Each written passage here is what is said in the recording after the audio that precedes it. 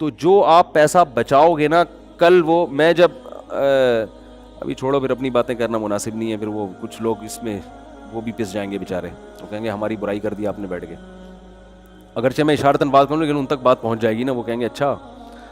تو اب دیکھو ایک صاحب تھے، انہوں نے مجھے کہا کہ مجھے جوان لڑکے تھے، مجھے بار بار یہ کہہ رہے تھے کہ میں یہ انویسٹ کر رہا ہوں، میں یوں کروں گا اور پھر 20 سال کے بعد اس کا پروفٹ آئے گا. تو میں نے کہا یار آپ ابھی ماشاءاللہ ینگ ہو، ابھی آپ اچھی گاڑی رکھو، ٹھیک ہے نا، ابھی آپ اچھا کپڑا پہنو، ابھی آپ اچھی خوراک کھاؤ.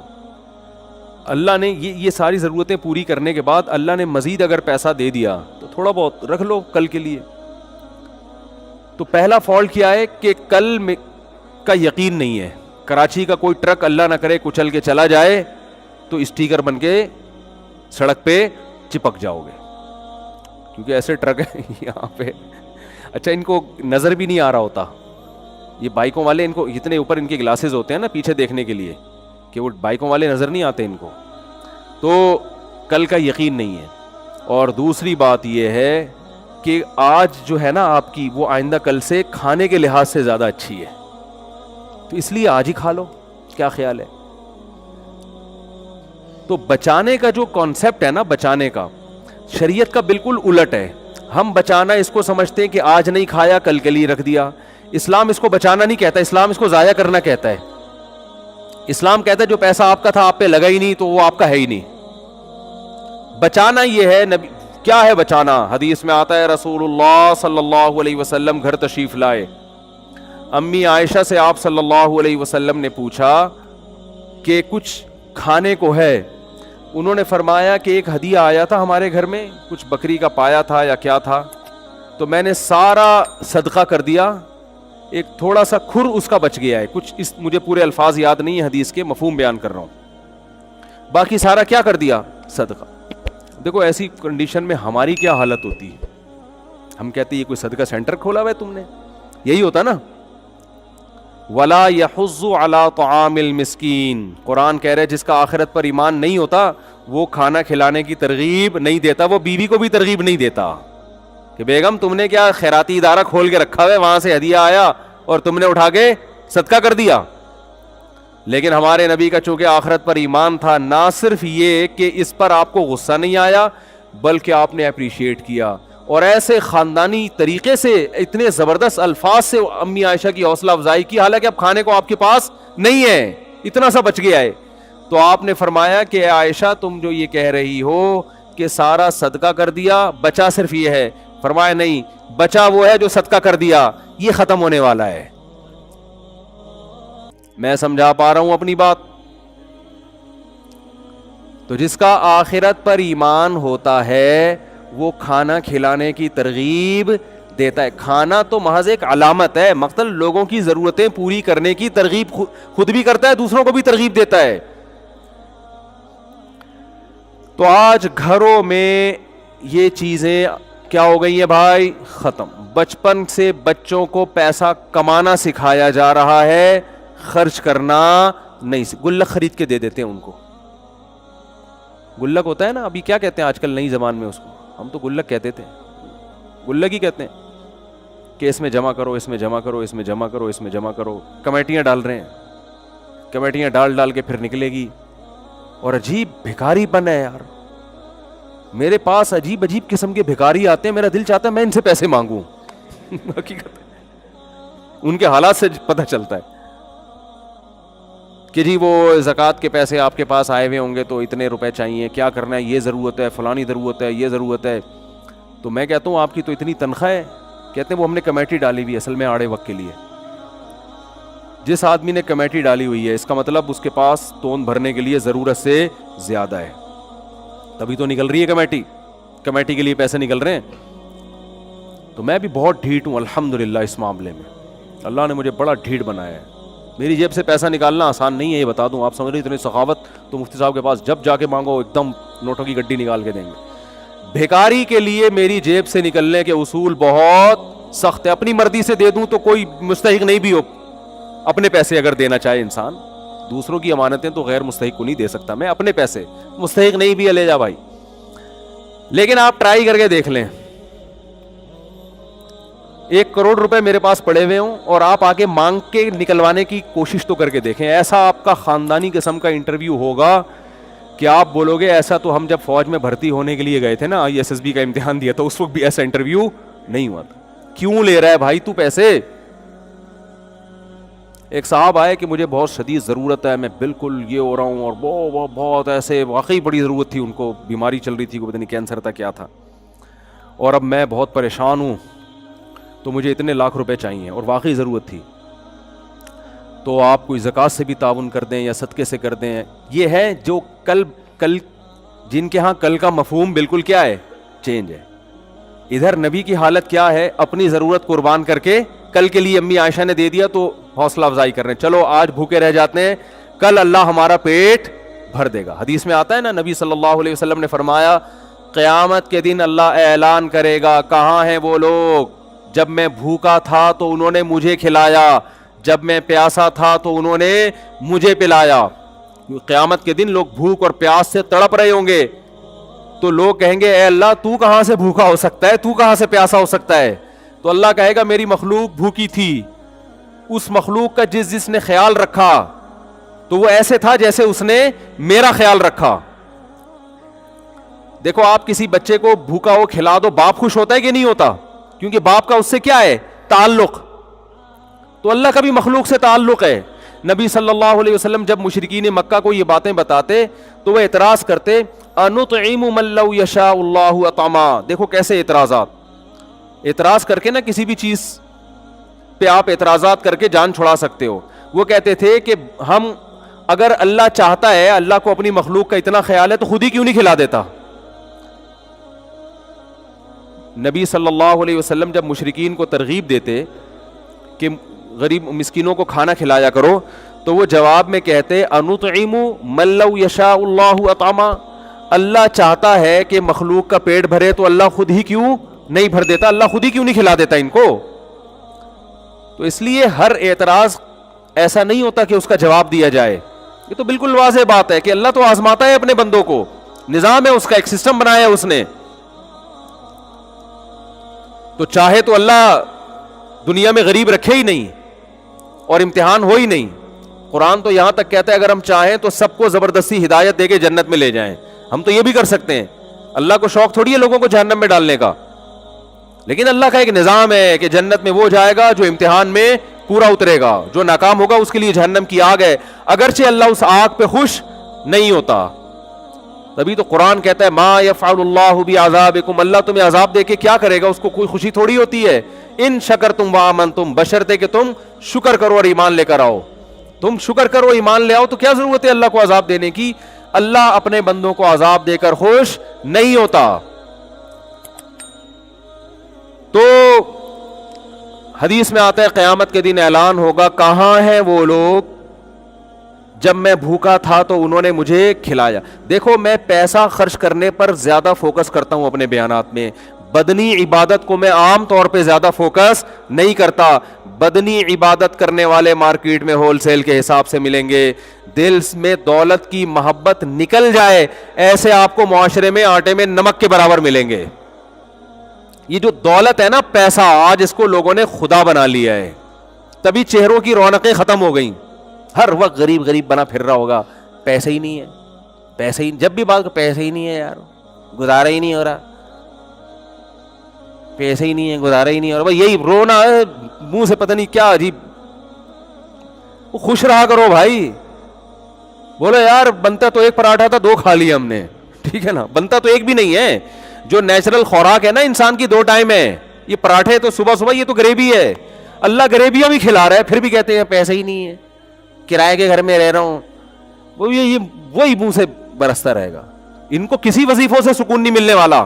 یہ پھر سکون کے لیے جاتے ہیں وظیفے بتاؤ. اور تمہارے اندر جو دنیا کی محبت کے گٹر ابل رہے ہیں نا, پیسہ, جو تم نے, ہندو تو پتھر کے بنے ہوئے بت کی عبادت کرتا ہے, آپ نے ان بتوں کو دل کے اندر داخل کر دیا ہے. یہاں سے نکالو, اور یہ جب تک روکڑا خرچ نہیں کرو گے نکلے گا نہیں ہے, یہ بتا دوں. اس کے لیے روکڑا خرچ کرنا ضرور, زبانی تقریروں سے نہیں ہوگا. نوٹوں کی گڈیاں نکال کے ہدیہ دیا کرو بھائی کو, بہن کو, اور صدقہ خیرات کیا کرو. اور نبی صلی اللہ علیہ وسلم نے فرمایا سب سے بہترین صدقہ وہ ہے تأمل الغنا وتخشى الفقر، کہ تمہیں ڈر ہو کہ صدقہ کیا تو کہیں غربت نہ آ جائے، اور نہیں کیا تو پیسہ بنا لوں گا مزید. اس ملی جلی کنڈیشن میں جو پیسہ نکلے گا اس پہ کیا ملے گا آپ کو؟ ثواب. اور اللہ اس پہ خوش ہوگا، اس پہ مال میں برکتیں دے گا کہ مجھ پہ توکل کرتا ہے. سمجھتے ہو کہ نہیں سمجھتے؟ تو پیسے کو ایسا خدا بنایا ہوا ہے بھائی، بس کرو یار، میرا بنگلہ، میری گاڑی، میرے پیسے، میرا بستر، میری بائک.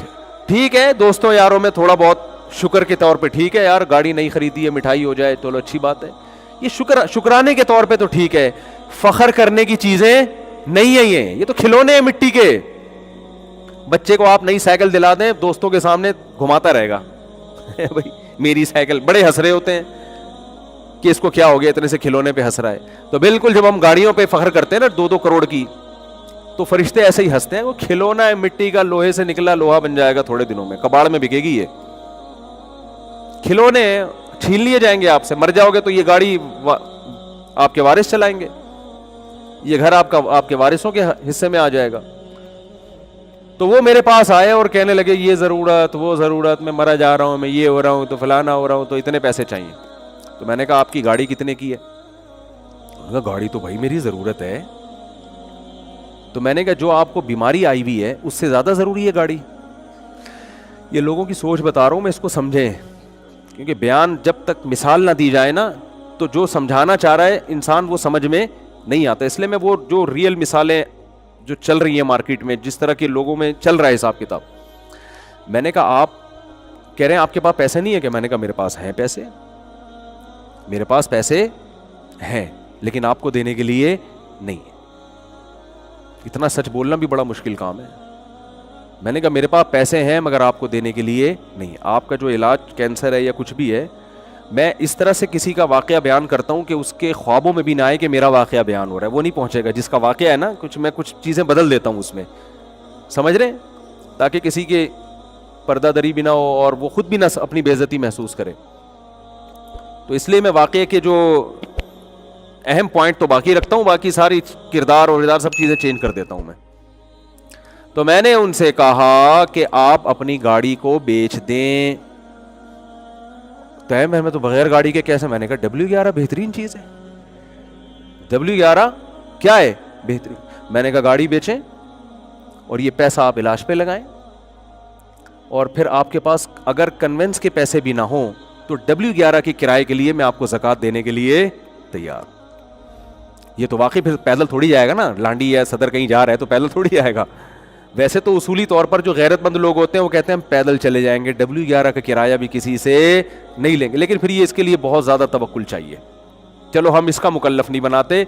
تو میں نے کہا کہ W11 ہے، چنچیاں بھی چل رہی ہیں. اب تو اللہ کا بڑا فضل ہو گیا، ایک چنچی سے یہاں سے پیٹرول پمپ پہ اترے، دوسری بدل کے دوسری چنچی کھڑی ہوگی گرو مندر پہ، ٹن مارا یہاں سے جیل روڈ کی طرف سے، شارٹ کٹ بنا ہوا ہے آج کل، ٹھیک ہے نا پہنچے آپ بڑے. لیکن اس کے لیے تیار نہیں ہوتے، لوگوں سے مانگ رہے ہیں.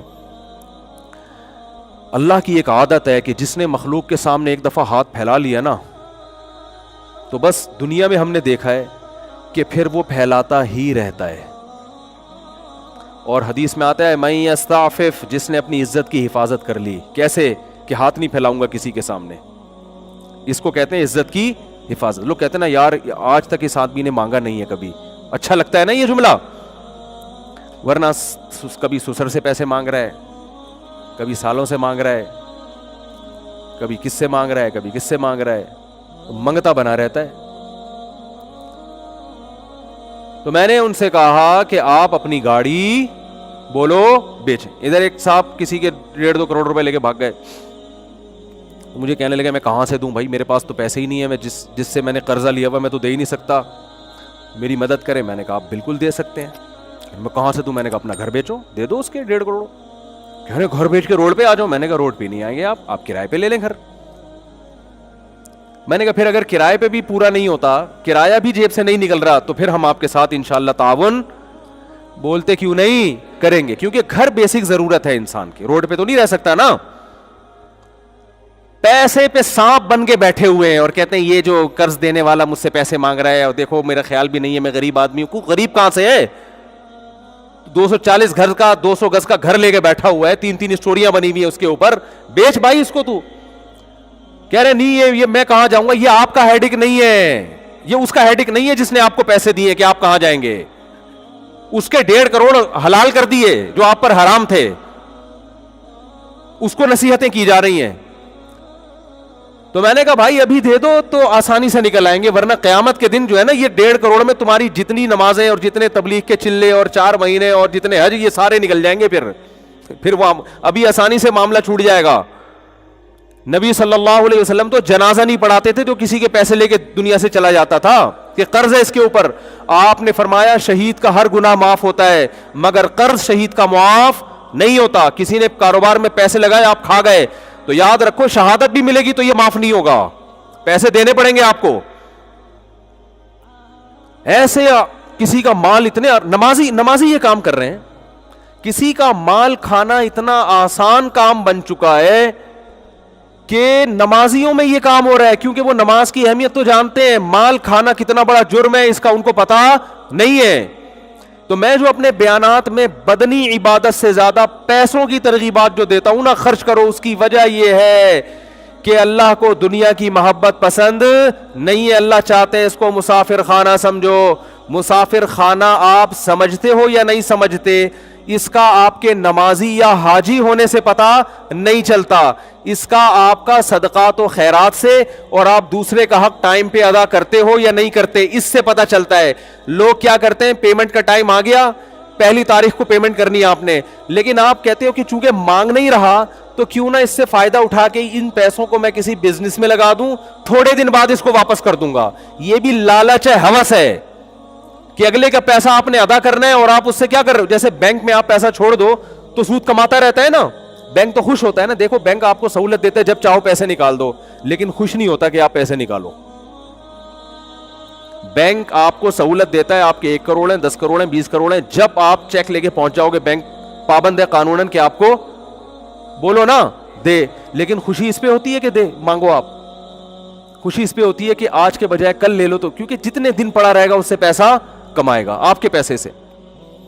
تو آج تاجروں کا بھی یہی حال ہے کہ جو ایگریمنٹ ہوا تھا اس ایگریمنٹ پہ پیسے نہیں دیتے, اگر مانگنے آ جائے تو پریشان ہوتے ہیں, ٹرخاتے ہیں, ٹہلاتے ہیں, کل پرسوں ان کو پتا ہے کہ جتنے دن پڑا رہے گا بزنس میں لگا رہے گا.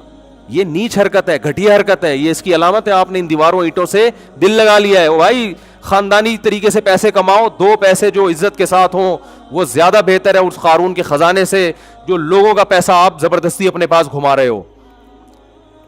اسلام میں سب سے پہلے جان کی حفاظت, اس کے بعد عزت کی حفاظت, تیسرے نمبر پہ پیسے کی حفاظت ہے. اور آج ہماری نظر میں سب سے پہلے پیسہ ہے, اس کے بعد جان ہے, عزت گئی. بولو بھائی, وہ اگر بچ جائے تو ٹھیک ہے, نہیں بچے تو عزت ذلت سے کیا ہوتا ہے بھائی.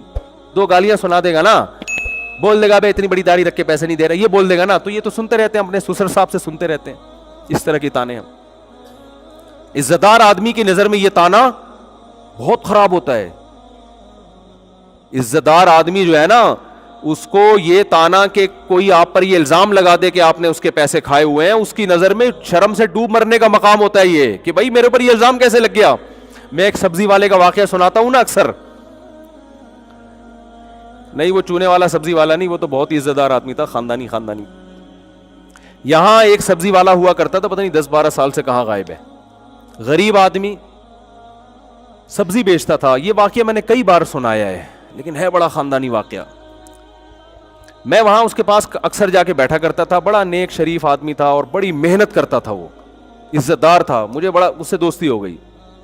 10-12 سال پرانی بات ہے. اکثر میں وہاں جا کے بیٹھتا, ہم چائے وائے پیتے, میری ویسی اس سے میرا کوئی لین دین نہیں تھا, بس مجھے ویسے ہی گپ شپ کے یار بڑا اس کی باتیں میں بڑا مزہ تھا. یہاں KPK سے تعلق تھا اس کا, اردو بھی بیچارہ پشتو آتی تھی تو اردو ٹوٹی پھوٹی بولتا تھا.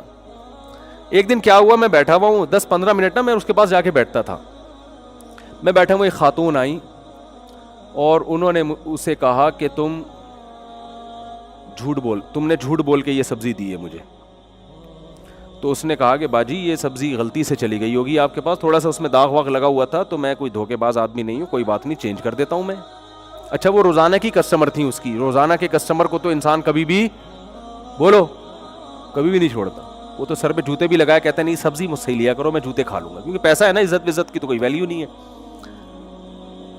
تو اس خاتون نے پھر کہا کہ نہیں تم نے جھوٹ بولا تھا, یا پتہ نہیں چور کا لفظ استعمال کیا یا جھوٹ بولا تھا, تم چور ہو یا جھوٹے ہو, کچھ اس طرح بولا. اس نے پھر کہا کہ باجی دیکھو یہ غلطی سے سبزی خراب چلی گئی ہے, میں ایسا ہوں نہیں, آپ یہ رکھ دیں میں دوسری دے دیتا ہوں. تیسری دفعہ جب اس نے کہا نا کہ تم نے جھوٹ بولا تھا, اس نے کہا اب سبزی آپ کو نہیں ملے گی. حالانکہ غریب آدمی اپنے مستقل کسٹمر کو کبھی بھی بولو نہیں چھوڑ. اس نے کہا میں نے اگر جھوٹ بول کے سبزی بیچنی ہوتی تو میں سبزی نہیں بیچتا, اگر میں نے حرام کمانا ہوتا نا تو پھر میں یہاں محنت نہیں کرتا. اب وہ خاتون کو لگا کہ اس کو تو غصہ آ گیا ہے, تو وہ معافی مانگنے لگی. اس نے کہا نو معافی. اس نے کہا معافی وافی نہیں ہے, بس جاؤ, میٹر شارٹ ہو گیا ہمارا.